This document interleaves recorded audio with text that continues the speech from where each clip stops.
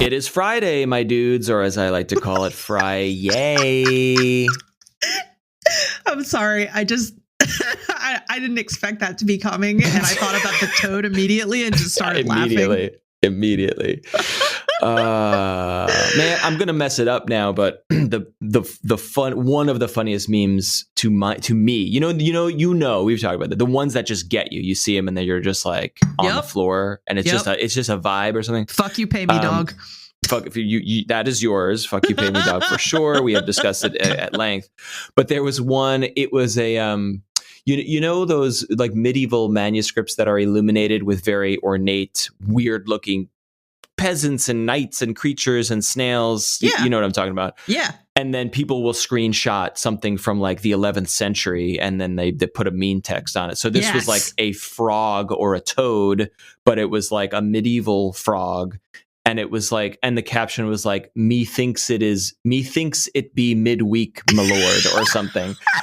And that was the funniest thing. I think I'm in a Facebook medieval memes group. I'm almost positive I am. A+. Because as soon as you started saying it, I was like, I think that I've seen that. Medieval. I think I posted it.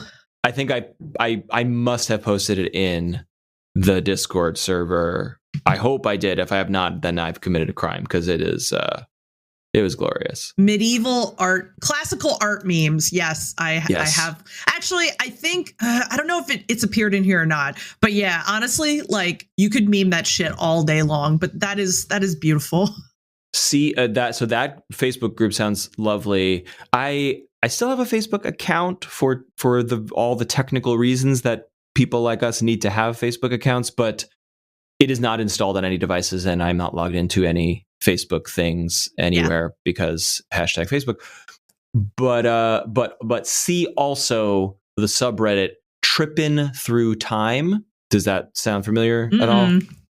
It's very similar where it's like medieval and Renaissance art and paintings, but with meme captions. And it's usually like a person painted and they're like looking like they just look off in a certain way. And then it's like, me colon you colon, and it's those, but it's all like Metropolitan Museum of Art screenshots.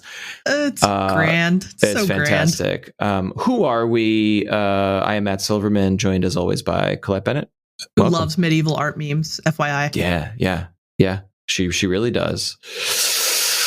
And today's show, we are entering the chat and we typically talk about what we're playing, but today's show is a little different. And of course, as always, as usual, the topic of the day was inspired by, hit upon, decided by the one and only Colette Bennett. So why don't you tell these fair listeners what the hell we're going to talk about right now?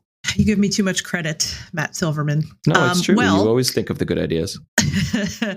Well, I was thinking, as I do too much often, and I was like, what I really like to talk about on the show, like what would be interesting to me. And every once in a while, like these ideas will pop up in my head of like, oh, it would be a really nice meaty topic. And so, we're starting 2022 and there have been some major shifts in the last couple of years. And I thought it would be really interesting to kind of dig into the topic of what direction we'd really like to see, things we'd like to see change in the industry, or directions we'd like to see the industry take. Mm-hmm. So, I mean, I think that can, that's a tree that can have a lot of branches.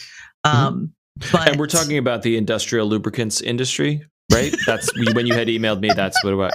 Because I did a lot of Matt's research. Prepared for totally the wrong episode. Shit. Well, I mean, and I'll just kick this, kick this ball right out of the gate and say that I think that the biggest change, and one that I'm not going to say I've hoped for it because I honestly never thought it would even get called out, but it's to basically see the Me Too movement come to gaming. Yeah.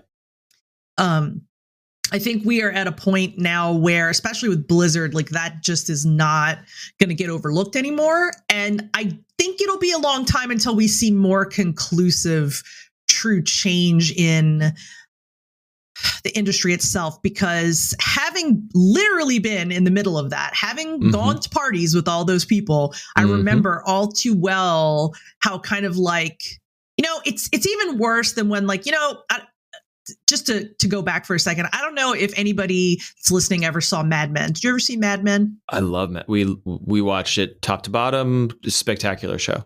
Right. Same. Okay. So, but I will say that the first probably 2 episodes were like kind of shell shock for me, because I don't live in a world that is that openly misogynistic and never have. So yeah, that first couple of episodes, meaning like you were taken aback by how much women were treated as objects openly and addressed like in a that workplace. way. Oh yeah. And so I was like, whoa. Yeah. Holy shit, Yeah. And so I don't necessarily think that's one type of misogyny, but there's another kind that's like kind of super low key. And you can kind of see it in the way that like people look out of the side of their eyes, or little comments they make, or, whatever. And like that, I think that is most of what I've seen in the gaming industry. Whereas like when it's just the boys, those are the conversations that I've overheard. Here's a perfect example. I once went to a dinner at an evening after E3, and I was with the team that made the second Call of Duty. And I think it was Treyarch. It might have been Treyarch. I can't remember, honestly. It was a long time ago and I'm old, but I got up to go do something. I was the only woman at the table. No, went to the bathroom and came back. And as I was walking up from around the corner, I heard them having kind of like locker room dude talk that was like something said about a woman that one of them had gone on a date with that was like fairly derogatory. And I was like, wow, that's gross. And like I came around. This was like, oh, you left, so then they were freed up to then speak freely. Is that the couldn't really idea? Say. I can't assume, but I came back to the table and like that story pretty much wrapped up. Sure. So, So anyway, to get back to the point, I think that we are starting to really see action. Blizzard's facing real consequences. The hammer is down. Like, yes, the hammer is down. Lawsuits and multiple municipality or state whatever's, and it's being hashed out. But like, we are here for Blizzard anyway. Now, the larger industry remains to be seen, of course. Yeah, we are here. So I'm hopeful, and I brought up Mad Men just because one of the things that made me think about it, other than, kind of like the flavor and texture of what misogyny was like then versus now. One thing that kind of made me think about that was just like the general picture of like, how things change, right? I think that like this is the thing where like the gaming industry 40 years from now might be in a place that's like significantly more, how do I put this? Like women and men working together and the way that women are treated might be more well integrated, I think, is a good way to put it. 40 years that's far too long. I mean, I think it's too long. Are you that too pessimistic? But are you that pessimistic about it? Well, I mean, how long have women been able to vote? Yeah, since the 20s, or was it turn of the century? But like, how long ago was Mad Men? 120 vote suffrage. We were talking a century, right? But ish, whatever. We'll look up the exact date. I mean, point being is that it's shocking how recent some of it really is. Like, when you're like, oh, a part of you is like, oh, that happened, a while ago. Like Roe versus Wade was 1973. That was when a pregnant woman could actually make a choice. Yeah, 73. That was 4 years before I was born. Right.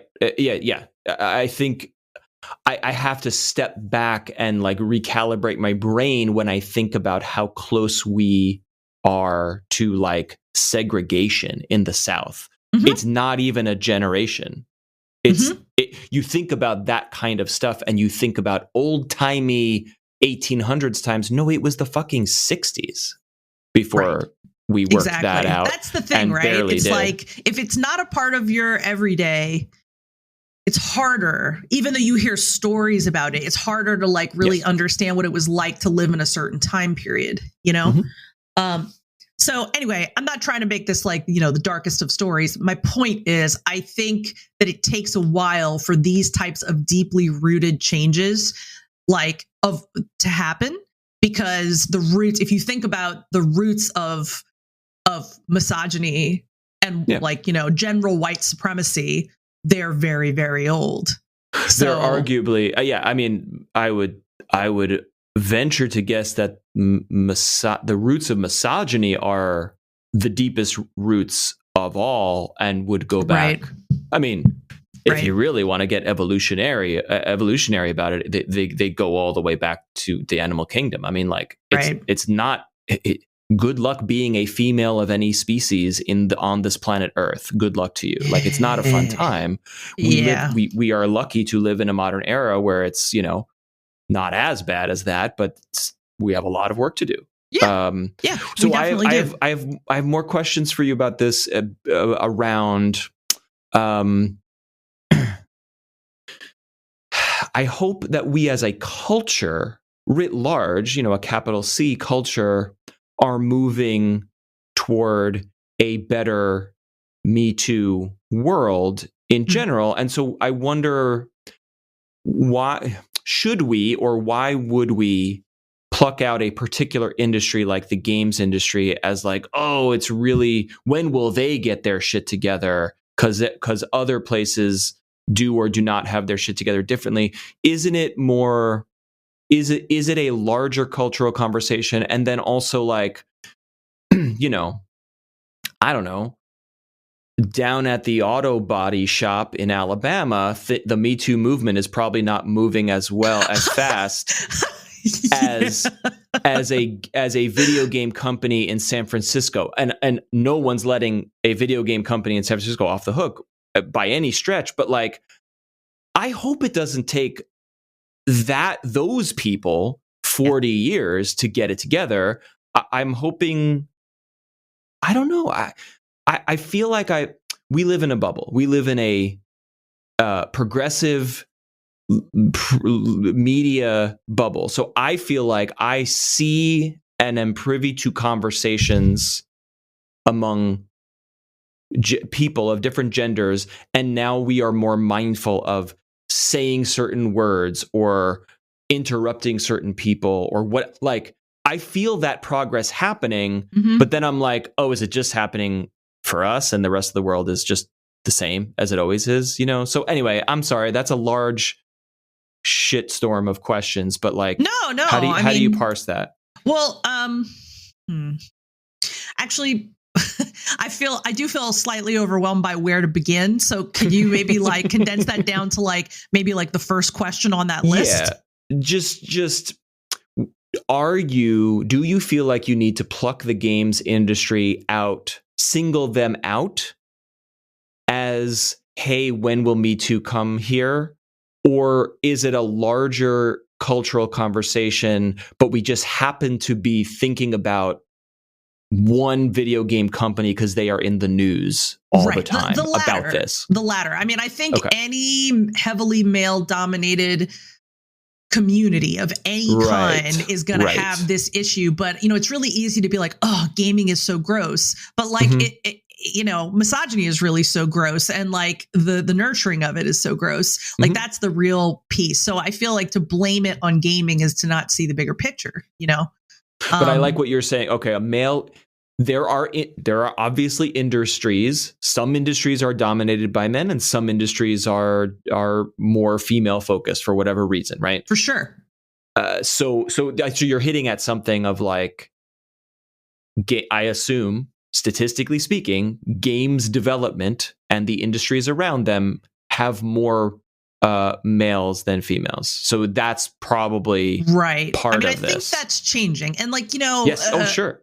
to me, right, like the thing that where you always see major change is kind of like in the indies of whatever said scene is. So, you know, some of the indies that I've had the pleasure of interviewing over the past year, since I've come to Yahoo, I have really been excited to talk to. Also, indies we've had here on the show, because I feel like they are the ones that are really advocating for change, and not just by way of you know, gender, like, you know, overall gender diversity and fair treatment and all that stuff. But like, you know, they're also doing things like, oh, we're permanently moving to a 4-day work week. Like I saw another indie in the news today doing that. And I already interviewed 3 of them about 4 or 5 months ago talking about it. And I was like, this is really cool. These are the people that are really driving forward against the, you're going to work crunch if you make a game for a major company, no matter what. And I thought that was really, really cool because I was like, well, they're going to begin to set these examples. And, you know, there may be some companies that will never, ever do that. And they'll be like, crunch is a part of it. And you either do it or you don't be, you know, you're not going to be here. But I really appreciate the move away from crunch. And that actually segues into the next thing I wanted to talk about, which specifically was that I'm so happy that, to see crunch being addressed by indies. And I know that, and I should know them, but my brain is just not spitting it up right now. There was one major company that announced that they were going to go to a 4-day work week. And I can't remember I don't think it was Ubisoft. I would have to go back and look, but I remember being like wow. Yeah, the first big one. And I was like, wow, nice. That's like interesting. That's so exciting. I do remember hearing about that. Yeah, maybe we'll look that up. Yeah, and I can't remember, but I want you to. I know. I think you're about to go into that topic, which I'm eager to hear about. But I do want to add one bit here to get your take on it, which is that 4-day work weeks benefit everyone. Like they are good. Like the studies are in. And it's good for the companies. It's good for the workers. It's good for the health of a civilized, 21st century world. But in a world that is still misogynistic and imbalanced, where childcare and other duties are unfairly, disproportionately dumped on women, like I think making progress on gender equality will be helped by policies like a 4-day work week, because that's going to give caregivers and people in disproportionate situations like that the time and space they need to not, lose their fucking minds at their job. Definitely. Yeah. No, I am 100% in agreement with you there. Continue. Did you have more to? I'm sure you have more to say about the crunch stuff. Yeah, I do. I just think that it's, I think that kind of pulls on a game industry standard that's been in place for such a long time that to me it's very exciting, because I feel like this is really in my opinion, it's a self-care and boundaries conversation. And like, that's what I think these indies are kind of implementing by being like, hey, we want to take good care of our people. Yes. But I feel like what they're understanding by doing something like this is like going, oh, so by giving people 3-day weekends on the regular, they're coming into work fresher and they're doing better work and they're more inspired and they're more excited to work here. But, maybe they're discovering it the roundabout way, which is that they're doing that and then going, oh, that's what's happening. And not realizing that, oh, no, that's actually a result of people getting their needs met more, both by enough rest or enough time with family and friends or whatever. So that's exciting to me too, because I've seen more general, like kind of self-care and boundary drawing, and like the idea of, like we all have only so many spoons to spend in a day before we're burned out. Like I'm starting to see that more and more in the world, and the conversations are happening so much more. And I'm so excited about that. But like seeing that in the game industry is just like, wow. Yeah. Well, in an industry where creativity is the make or break of your product. So if your industry is digging ditches, then 40 hours of digging ditches is a deeper ditch than 35 hours or 30 hours of digging ditch.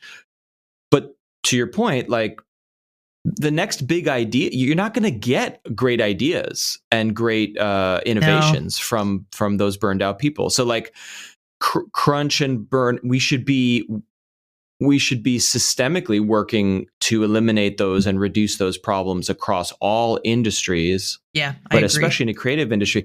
I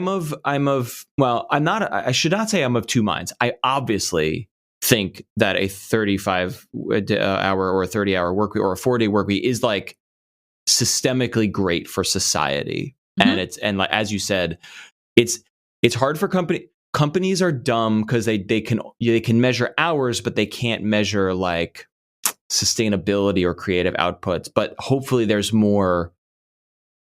there are more like chief people officers or whatever that will have roles and statistics that show, yes, our company is doing better. Our bottom line is better when our employees are not burnt out. So I'll say all that full stop. Obviously, great. But I had a funny reaction to the crunch news in the gaming industry because it was like, oh my God, that's horrible. Mm-hmm. And also that's also everyone else is also doing that. So it's like, boo-hoo game developers, boo-hoo everyone. Like, have you worked in media ever? Like, that's a burnout central. Have you, have you worked in customer service ever? Good luck to you. Like, that's a horrible hellscape of a life. So like, this singling out of like, oh, we got this so bad in this industry. It's like, it's so bad everywhere. So I don't want to, I am not diminishing you should walk out and you should strike and you should all power to the people who are making changes right now. And I hope it carries over into all the industries because we got to fix it everywhere too, I guess is what I mean. Yeah, no, I totally agree with you. And, I think it's interesting because I agree that it's happening across industries, but I tell you what, I think, you're more likely to see a story on a news website that's like, oh my God, like, this company makes their people work 120 hours. This gaming company makes their people work 120 hours a week. But like the likelihood of you like, going to CNN and seeing a story about, oh my God, this, I don't know, contracting company makes people work 120 hours a week. That's not that interesting of a headline, but people. But Amazon, the all the stuff with Amazon, like, what do people care about? Like, what does the public care about? Right. That's tricky. Yeah. With this coverage. No, you're totally right. I agree. And maybe, I have definitely noticed in other countries that there's been more focus on 4-day work week and just, changing some of the things that people were used to in the past with work. So, hey, maybe it is changing as we speak, but of course, since we're a gaming podcast, I'm still thinking about the gaming aspects and teasing this out.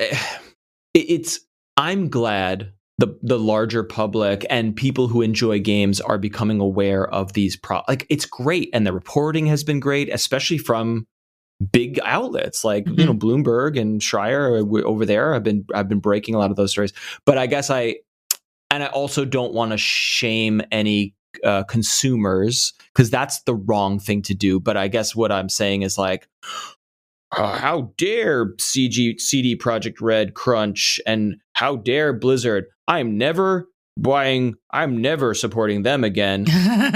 let me get these shoes from Amazon.com. It's like, well, okay, you're also not paying attention to the other. And I order 10,000 things from Amazon all day. I'm part of the problem. I'm not, I'm not shaming anyone. Right. Yep. But it's all the things. It's everywhere. It's all, it's everything. It's capitalism, obviously. Yeah, it is capitalism. Did I ever tell you that one time, Christine, a mutual friend of Matt and mine, for listeners who are like, I don't know who the fuck that is.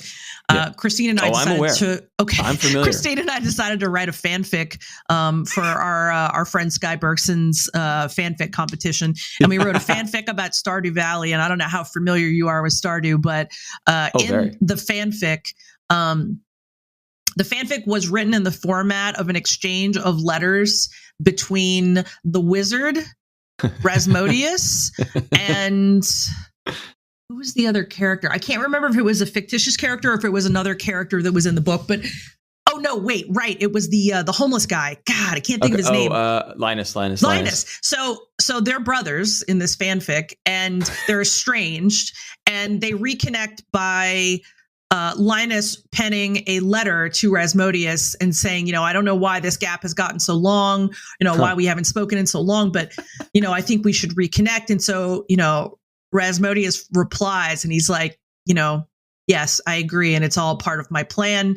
And my plan is to destroy JoJo Mart and the entire JoJo Corporation, and here's how it's going to work. So they continue to exchange letters to plan this, and the fanfic culminates in oh my gosh, what are those little magical like forest creatures that appear in the Junimos? Is that right? So in the end, Rasmodius makes a magical spell with the help of some of the village residents that makes a giant Junimo, which then proceeds to eat JoJo Mart.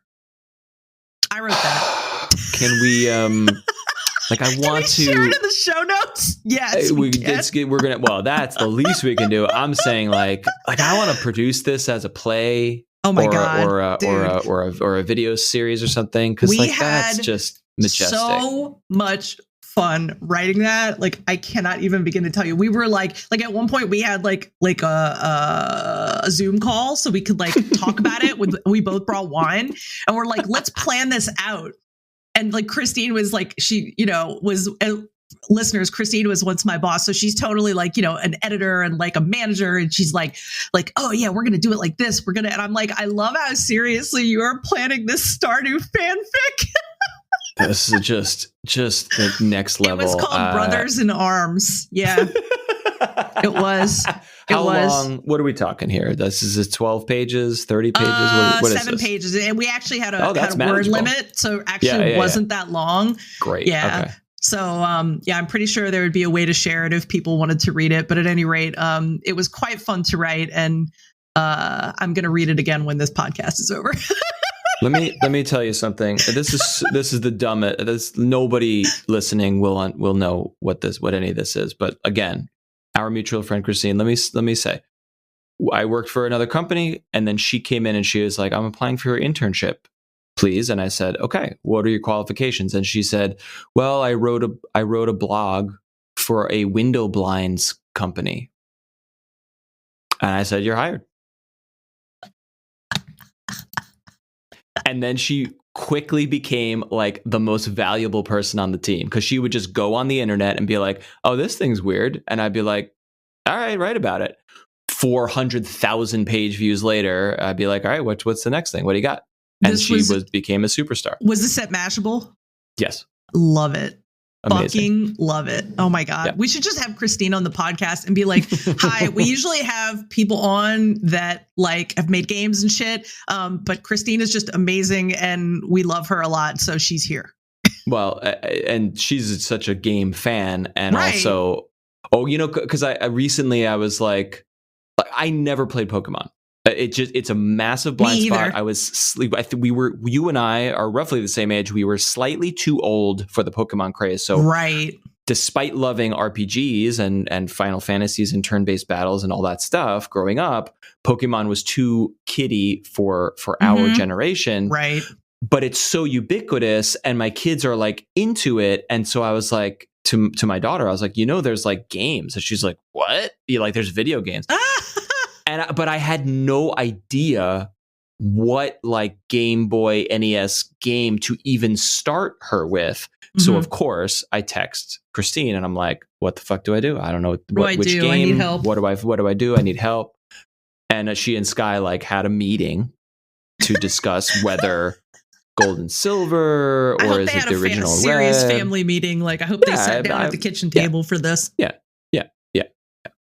So all props to Christine and Sky. We love them. Yeah, I think I might actually do that, because you know what? It's our fucking podcast. We can do whatever we fucking want. I can literally invite the dog that lives next door, and like no one can complain about it. What else you got? What are you thinking about? Are there any? Do you have anything on your list that is, less? Not that we should serious. We should, we should talk about the serious issues. We absolutely should, of course, and we could do that all night. But in another vein, I completely agree.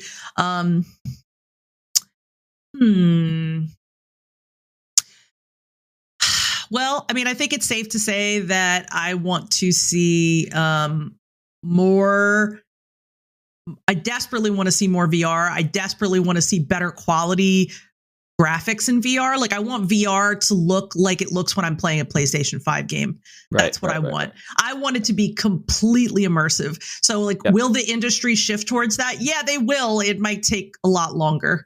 But this is on my list also, and it is, of course, we all want that. But here's where here's some stuff that I was jotting down or thinking about in my brain hole here, which is that my brain hole.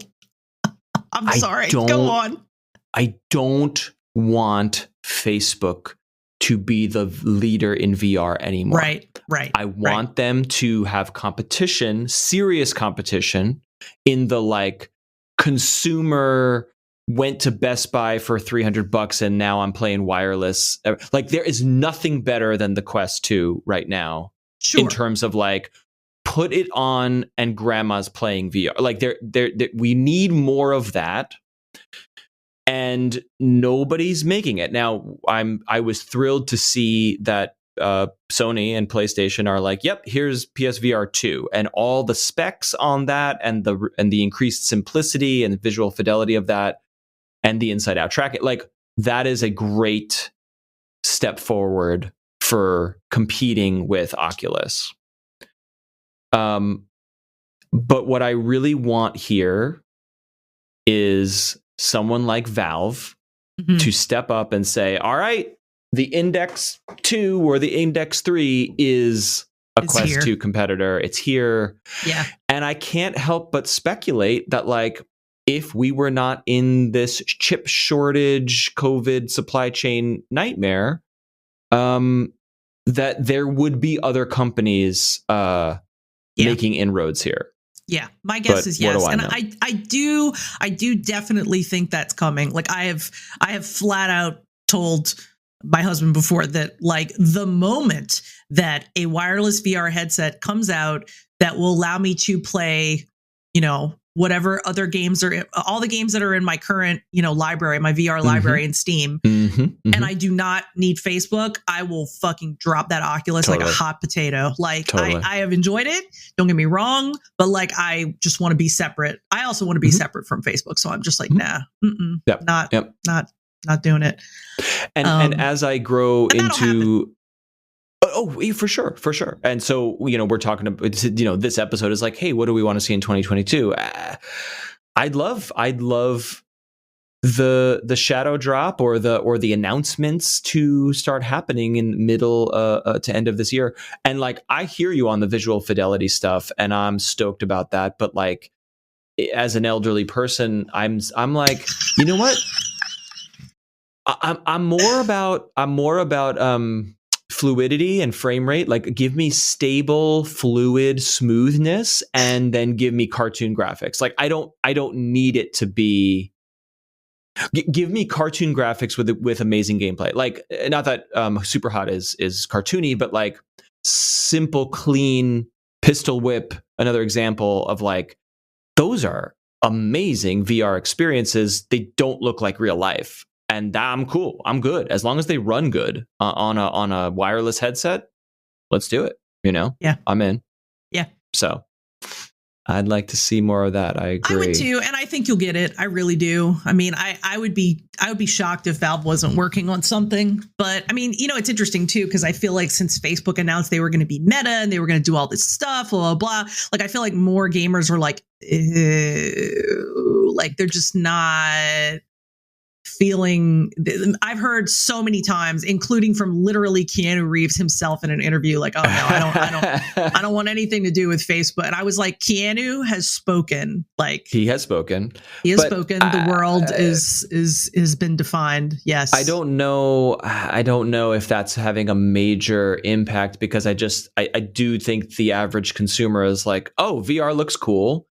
Which one do I get? Well, I don't have a $3,000 PC, so I guess I'm getting a Quest. Oh, I need a Facebook account? Well, I have that. No problem. Great. I'm in. And it's awesome. And it's great. It's not like a shitty product. It's a great product. So I don't know how much of a barrier that is. Okay, I have another. This might take us down a slightly different path, but I have a question for you about that is related to this stuff, if you'll permit me. Yes. A family friend of ours, they have 2 kids who are roughly the same age as our kids, a little older. And the mom texted me and she's like, oh, for Christmas, we were thinking about VR. Like, what VR should we get? And I was like, well, the only thing you can, you don't have a gaming PC, so I can't recommend, and PC VR is a nightmare. It's just truly is a technical nightmare. So you got to commit to it. You don't want that for a kid. So the only I said to her, I was like, the only option is Oculus Quest, but I can't in good conscience recommend it because it's a Facebook product. And also, like, your kid is not 13, so they technically can't even legally fucking use it as their own account. So I don't know if you should, maybe there really is nothing good. Oh, and then she asked me, and this will get to my question, which is like, oh, we're thinking we could get an Xbox. Like, does Xbox have VR? I'm like, well, interestingly, it doesn't. PlayStation does, but that's a different can of worms, whatever. So later, and they have a Switch. So I think it was kind of like their son kind of like, I need a better like Fortnite machine. Can I get like a big boy? Can I get a big kid console, not this Switch? And I'm like, okay, it's it's Christmas and he's getting ready to get a next gen console. Awesome. So then later in the week, she texted me and she was like, okay, we got the Xbox Series S, which is what I recommended because it's in stock because you couldn't get anything else at the time. And I was like, yeah, it's got all the horsepower of the Series X. It just doesn't do 4K, which, like, what fucking games run well at 4K to begin with? No one will notice it's not like, it's amazing. It's a 2K machine. It looked great. Like, if I was getting a console tomorrow, I would absolutely get an Xbox Series S. It's perfect. Mm-hmm. So she's like, yeah, we got one. I grabbed it. I was like, awesome. Merry Christmas. You did it. Congratulations. And I said in it, and the reason I nudged her toward that decision also was like, and then just get Game Pass, and you've got 100+ games for $15. Yep. And you can play anything. You just turn it on and you play 100 games. Like, what's better than that? And she's like, sold. It's in stock. Got it. Easy. It's cheap. It's not expensive compared to other. Great. Deal done. Yep. Then, like 2 weeks later, she must have said something to my wife or whatever, like something, and we got a PS5 instead. And I was like, okay, why? Cool. You got a PS5. That's an awesome score. And so my question, and I never got into it with her, but I was like, why? And so here's my question for you. And it's a loaded one because I know what some of your personal answers would be, but I'm asking you and the world. Why do people want a PS5? And I'm asking that in the context of, like, PC gaming is like, I know it's a headache, but like, if you want the awesomeness of fidelity and amazing 4K, then you're going to get a PC, I assume. And if you want the like plug this box in and get the greatest deal of all time, which is Game Pass, Netflix for games, then you will get an Xbox. And so what is it about the PS5 short of like, well, I really want this particular PS5 exclusive or Sony exclusive. I get that. I own Nintendo products because I have to play The Legend of Zelda. Mm-hmm. So that's why I got a Switch. Now, in hindsight, I fucking love the Switch because I'm in bed playing The Legend of Zelda or whatever. That's great. So the form factor. But if you are buying a box that hooks up to your television to play games, unless you love God of War or Final Fantasy or whatever, why don't you just get the Xbox? You know what I mean? Does this make any sense? It makes perfect sense. I can answer for myself. I'm sure that listeners will probably, want to answer something different. My personal answer is a couple different things. Mm-hmm. Number one, there's a brand loyalty piece for me. Yeah. I have always loved PlayStation library since PlayStation 1. Mm-hmm. So I know that while the libraries are not usually heavily built up in the first year a system is out, mm-hmm. I feel pretty confident that like I'll probably get quite a few years of like good stuff on my PlayStation as time goes by, and that's cool. Yeah. And briefly, like I'm adding another asterisk there in the modern context because Sony has said publicly, and we have release dates for like we are bringing the Sony exclusives to PC. Now, not day and date. Maybe it's going to be a year or more, but like the Horizons and the God of Wars are coming to PC. So that again, that's an added like in my decision making. Like I'll wait for Horizon to just come to PC. I don't need the PS5 box. Sure. I don't know. Well, let me go back for a second. So firstly, brand loyalty, like I said. Mm-hmm. Secondly, I spend 8+ hours in front of a PC working every day. Yeah. I do not always want to sit for another 2 to 3 and play a game. Sometimes I just need to move to a different form, a different kind of chair. 1000% in agreement. Different kind of room, a cushier, more comfortable chair. To be 100%. Fair, like is in the other room. Yep. So there's that. Game Pass is on my PC already. Mm-hmm. I don't need to buy an Xbox for that. Mm-hmm. And the last piece is a little bit more brand related. It's that I have never, ever liked Xbox as a brand. Does it mean they're a bad brand? Not at all. But when Xbox debuted, it was a very heavily masculinized brand. Yeah. And that was where you went to play shooters. And so I was like, fuck that. So it has like it expanded and changed, definitely. Mm-hmm. But I just don't see any reason to own an Xbox and a PlayStation 5 when you have a PC. If you don't have a PC, sure. Because then you can get Game Pass on that. Or if you could only, afford one console, to be fair, that would probably influence me to choose Xbox because of that's what Game Pass. In the context of this family, it's like, okay, it's parents who are hip and familiar with games and understand the world, but they're not paying attention to the industry the way we do. So they're saying, we're going to buy one box for an 8-year-old or however old he is now, 8-9 years old. Which one box do we get? And it's like, well, this box has 100 free games on it, and this box, right. Well, totally makes sense. And like, if I was a parent and I was buying for a kid and I was thinking about that particular combination of thoughts, I would probably go for the Xbox too. But like, to go back to my thing, it's like, well, there's a lot of other variables in there that maybe might not make sense in every situation. Yeah, there's no brand loyalty for an 8-year-old kid who's never played a PS1. No, I want to play fun video games, right? Exactly. That's the loyalty there. Whereas, I have all these, I have so many years of gaming that I'm very particular, Yeah. And then I'm also everything you're saying, of course, makes sense. But I guess I keep thinking about like, I have no video game consoles. Which one do I buy? also Sony's evolving, but their whole like, we don't do crossplay, we're struggling with backwards compatibleness. Like, I don't know. There's so many ticks in the minus column for me that it's like, unless I need to play God of War day one that comes out, I just don't get it. I just don't see. Yeah, no, I get it. I really, and I'll be honest with you. Like, we have it. I don't fire it up that much. When I was playing Returnal, like every night for God knows how long, I was firing it up a lot.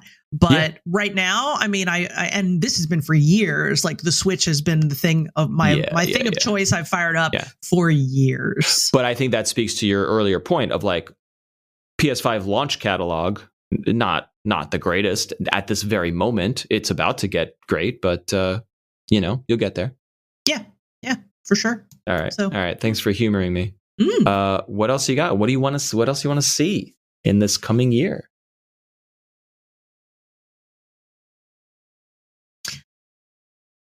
I would like, gosh, I think this is inevitable, but selfishly, right? Like, not like, oh, this is for the good of the, completely selfishly.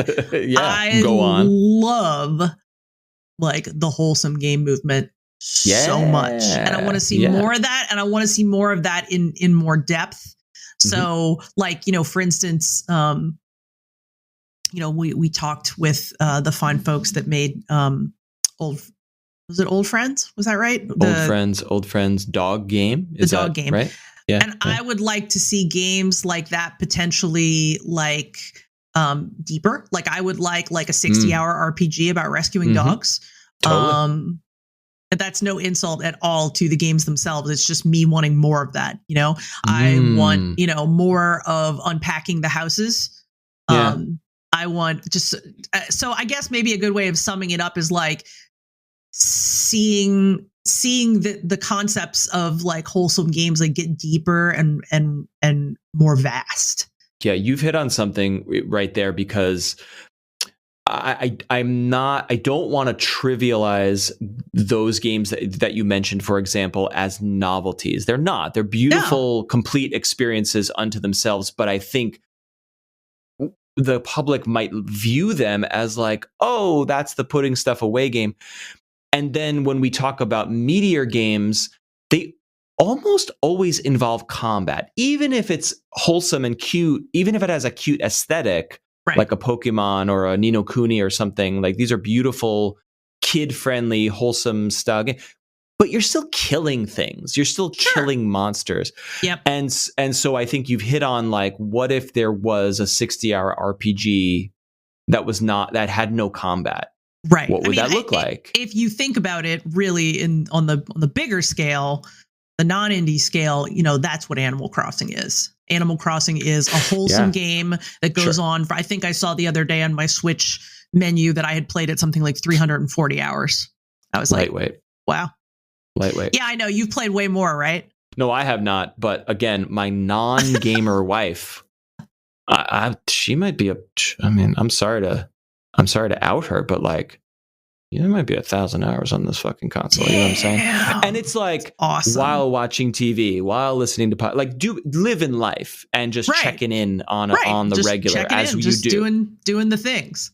But like, amazing commitment, and I was, like, as I've said here, I was thrilled to see it. So yeah, that's pretty freaking awesome. And she hasn't even touched the DLC. She hasn't even done Happy Home. She just hasn't gotten to it yet. Oh my God. She's just gonna, I have to say, like, and I think I said this when we were originally talking about it, that DLC was just so much fun for me. I'm not even finished it. Like, I strayed away a little bit because I was like, you know what? I don't want to burn through all this. I kind of want to go back to it later. And so I saved some of it on purpose. No, you did. You learned your lesson from I did. I was like, I'm not going to do this to myself again. Don't ruin it. Yeah, exactly. Like, at one point I'll be like, man, it would be so nice today to just like build some vacation homes, and like I'll turn it on. Chef's kiss emoji right there. Wow.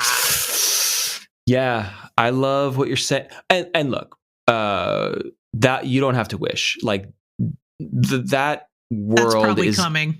It ain't going anywhere. It's only getting more and more beautiful and amazing, because not to be cynical, but like there's money to be made. Like people want it. The world needs and wants.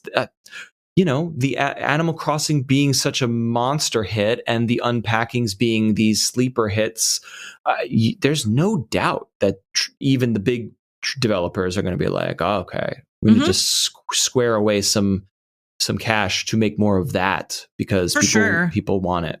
Yeah, I've really enjoyed it. It's not always what I want to play. Sometimes I also want to play, like, I don't know, Doom. Like sometimes I just want to kill. But I mean, sometimes, it's different. It's just different depending on what I'm in the mood for. And I really have just absolutely adore these games. And I just love doing things that are so very different from anything I've done before in gaming. And I love it. I will briefly mention Littlewood, which Patrick picked Littlewood's up. Great. And I knew nothing about. And he's like, this looks so cute, honey. And he like showed it to me. I was like, oh man. And like he was going to play it. So he got it. And I was like, cool. And then like I thought the next night, well, maybe I'll have a look at it. And like 4 hours later, 4 hours later. Littlewood is Stardew Valley distilled into its simplest parts. It's not as charming or romantic as Stardew, but the loops are the loops are similar. And what's nice is that there's no clock ticking. Like you advance time by doing tasks, so you could just kind of wander around and figure out what you want to think about, what you want to do next without stressing about the day ending, which is always what got, I don't want to say ruined Stardew, but like Stardew was not a relaxing experience for me, unfortunately. No, I hated that. And like, I was just telling, Patrick was talking to me about it and he was like, so, what do you think is improved upon from Stardew? And I was like, I absolutely love that it's so easy to to end your day. You're in the caves, you're doing whatever, and then it's like, oh, I'm out of energy. Okay, cool. Go home. And like that's it. And I'm like, oh God, it's so good. Like that's what that's what I wanted. That's what I hated. Of course you can eventually unlock the minecart, but it's like, oh, leave me alone. I just want to be left alone. So So yeah, there are parts of it. And I would say it's also a bit more repetitive than Stardew is, but like, sometimes you just want to grind. That's kind of where I was at. I was like, I just kind of want to be grindy right now. And so I've been just kind of happily grinding away and like, enjoying just being in, just a place that I'm enjoying, a space I'm enjoying being in, my little town. So, yep. And so see also, if you want to reduce the Stardew Valley formula down to the Littlewood formula, which is a stripped down version of that, if you really want to reduce that loop to its fundamental inject the heroin into my veins at all times, binge for 4 hours straight, resource collecting and optimization. See also Forager, and it's a great Switch game as well, because that sounds just super familiar. Like I probably have like scrolled past it in the store. Let me see if it's what I think it is. Yeah. Unlock this, then get this resource, then make the smelter, then get the thing, then do the thing, then go do here and get the loop going. And like, you talked about like forward momentum, where it's like, this costs 10 gold. Whew, how could that's a lot of work. 10 gold. And then like 4 hours later, like I'm a millionaire now and I'm doing things. I'm flying through space because I have a spaceship. Like that's Forager, of like this economies of scale that balloon up really beautifully, but it's just crack cocaine for that kind of game. And I loved it, binged it hard, and never looked back. Great game. Well, I see it's the same price on both Steam and Switch, so gonna probably buy it on Switch. Yeah, when I'm finished with Littlewood, I'll probably just get this. Get Forager or sit on it and wait for it to go on sale or whatever. But like, it's a Switch no-brainer, and you know me, I'm always like, all right, I want it on Switch, but does it run well on Switch? And then I'm always like doing that homework. It's a beautiful Switch port. It's perfect in every way. So yeah, awesome. I love it. Well, I'm sure there's a lot of things I'd really like to see change about the industry, but at the moment, that's kind of what I got. It's kind of what I got. Yeah. So I don't know if you have any other ones that were on your list that you really want to dig into, but if you do, please, by all means. There was something else. I wrote it in my brain, so it may vanish. It was the VR competition.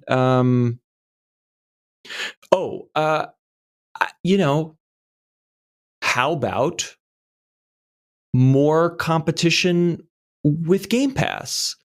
And I don't mean like down with Game Pass. Game Pass is amazing. I would love to see a subscription service from Valve or a subscription service from whatever. And this also, I actually have two things. I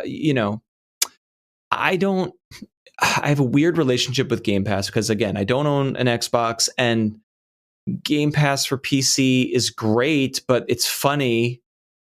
I've had technical issues with the client, so that didn't pan out too well. And then also I scroll through the catalog of Game Pass games, and it's a fantastic catalog, but I look at it and I'm like, I already own this, already played this, didn't like this. And then there's like 4 or 5 games on it that I'm like, one day I'd like to get around to those. And 3 out of them are like, well, I'd probably just buy this on Switch because I want it on the couch. So when I narrow the catalog down, I just can't justify keeping a Game Pass subscription around. I don't love bouncing between platforms. I'm kind of OCD about keeping everything in a couple different libraries. So all that to say is, like, it would be exciting to see subscription services elsewhere, chiefly in Steam. And then that dovetails into, like, here's the thing that would have really gotten me all the way in on Game Pass. If I could fire up Game Pass on my phone and do the cloud gaming and it was good/great, I'd be like, yeah, Game Pass on cloud. I'm here for it. Sure. And I've said this before. It's like, open the app and I'm in a game. That part of it is astounding. It's an astounding achievement in technology. Actually playing the game, not a good experience. It just didn't. It was just, and again, I have great Wi-Fi. I have gigabit internet. I live very close to a major metropolitan area, and it was a bad experience.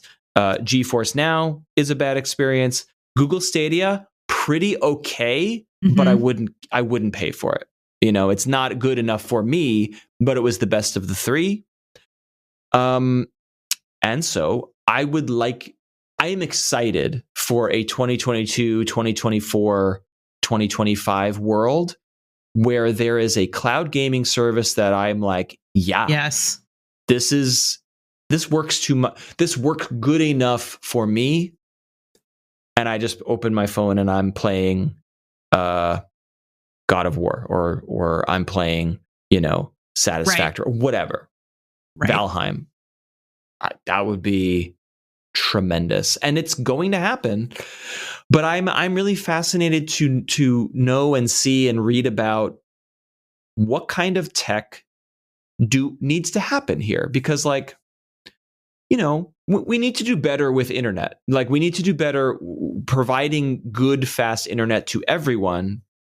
Full stop. Like, that's a social, that's a infrastructure issue.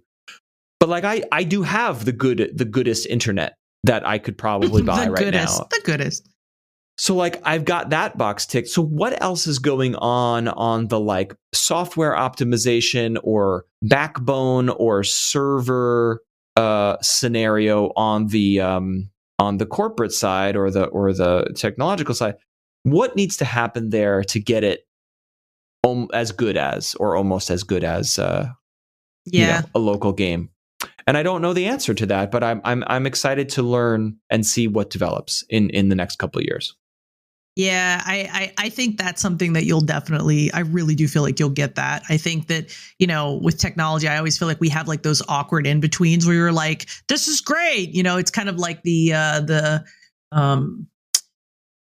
I don't know, like the PlayStation 1 era of, where you're like, wow. 3D. And then like a few years later, you're like, my fucking eyes. But I kind of feel like it's going to be that, I feel like it won't be that long when I get to, have the very incredibly realistic VR that is hard to tell from reality. And I don't think it'll be long until you have the powerful cloud gaming like options that you want. I really don't. Like I'm maybe 10 years, maybe.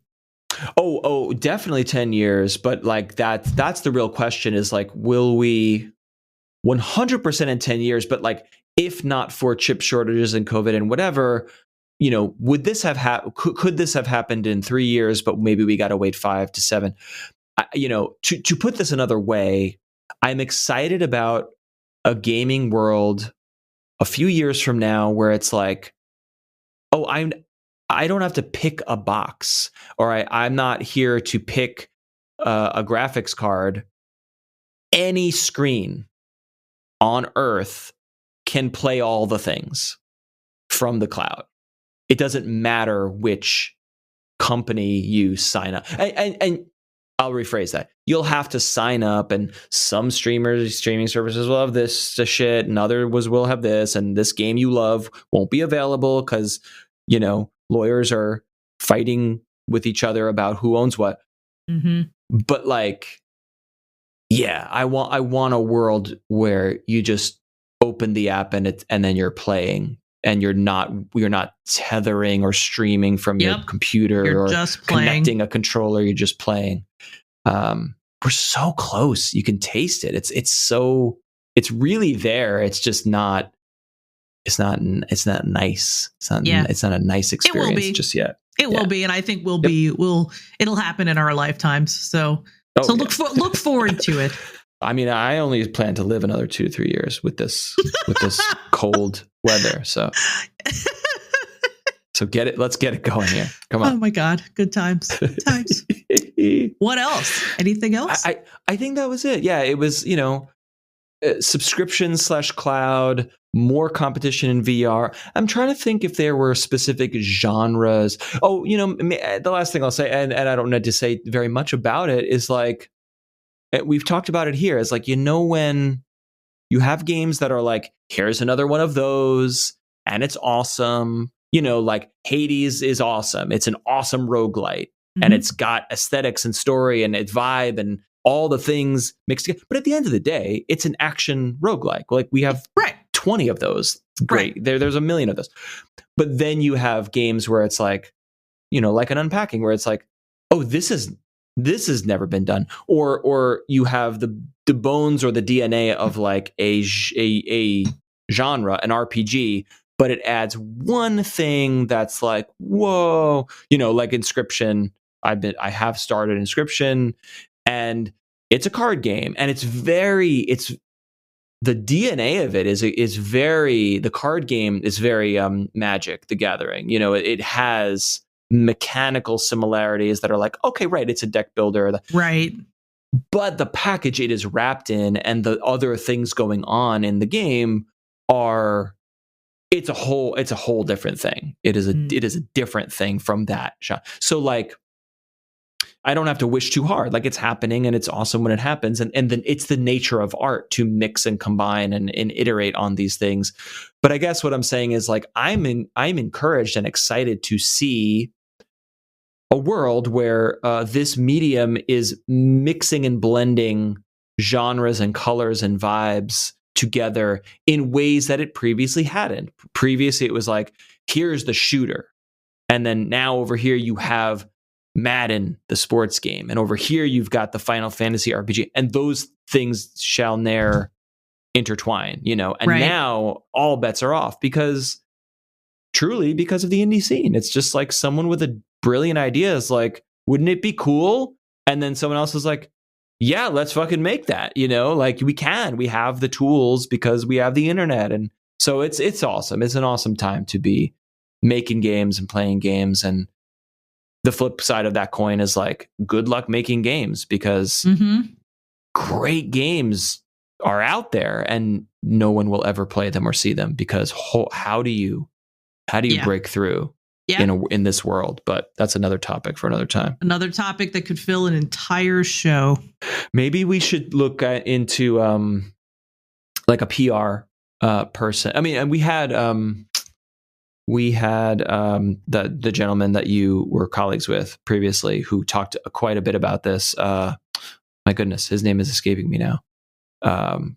He didn't work at Devolver. This is what it's like to listen to a podcast with two people who have ADHD. We're both like, just I can't remember their name. Yeah. No, where did he work? Was it Harmonix or? You're talking about Sean. Yes, he did. Yeah, I met him when he was at Harmonix. Right, but he's now at he was working on the Hot Wheels game. Fuck, why? He's at Bethesda I'm totally now. blank. Bethesda. Yeah. Yeah, and so that's a different. It would be awesome to have someone from Devolver talk to someone from Devolver of like how you find all the greats, you find all these amazing games, and then you work out the deals where when you put that Devolver stamp on this cool indie, everyone's like, yeah, I'll check it out. Like that brand affinity was cultivated through hard work. And I would love to know more about that process, Yeah, absolutely. Well, you could always, we could always message Devolver and be like, hey, you have anybody that wants to come chat on our podcast about this? Because you never know. They might be like, heck yeah, we do. That's true. You are correct. Never know. So that's it. Let's see some more weird shit. This is a dumb thing that just popped into my brain, but let's get Dwarf Fortress out on Steam. It's it's the holy grail of games for me, because I've attempted to play it here and there, and I couldn't get there.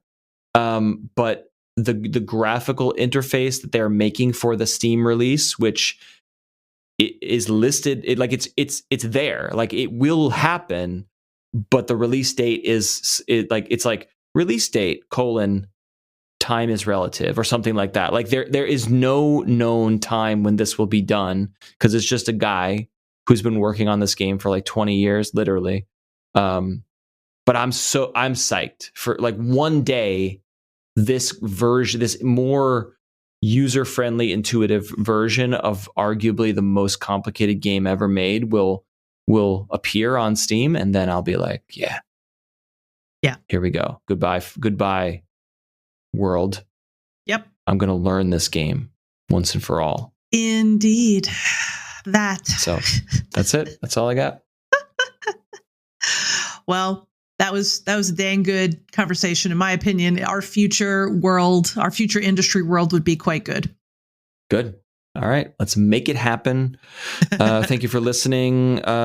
We appreciate your listens and most importantly, your conversation. So hop on into the Discord server, which is always linked in the show notes. We've had some new blood in there recently, and always fantastic conversations around, hey, what's going on? What are you enjoying right now?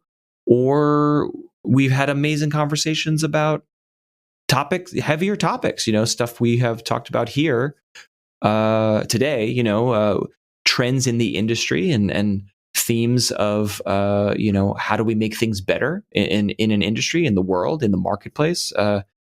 You got some smart people in there. So come on, join us. The link is in the show notes as usual. Have entered the chat at gmail.com. As you heard probably last week, one email changed the entire course of our conversation. So send in those emails. Let us know what you're thinking about.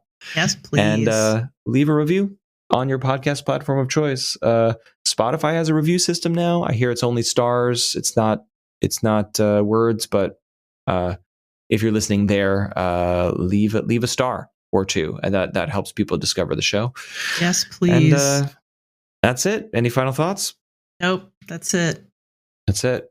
Gonna eat a late food. It's almost 9 p.m. Time to eat French fries. Ooh, I like where your head's at. Let's go do it. We will talk at you next Friday. Bye. Thanks for joining us. Bye.